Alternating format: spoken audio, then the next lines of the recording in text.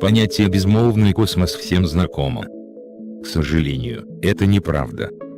Представляем вашему вниманию ужасающий и пугающий ваше воображение звук реального шума, гуляющего по поверхности ветра на Марсе, записанного и переданного космическими аппаратами на Землю.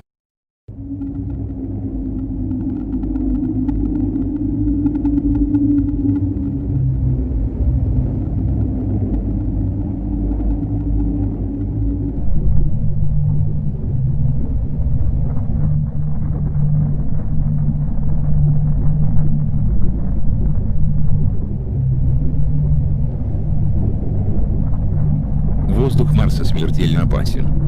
Несмотря на то, что температура воздуха на марсианском экваторе может достигать всего 20 градусов по Цельсию, один его глоток вызывает удушье из-за высокой концентрации углекислого газа в атмосфере. Таким образом, Марс – это единственное заслуженное место, где можно провести честный конкурс на задержку дыхания.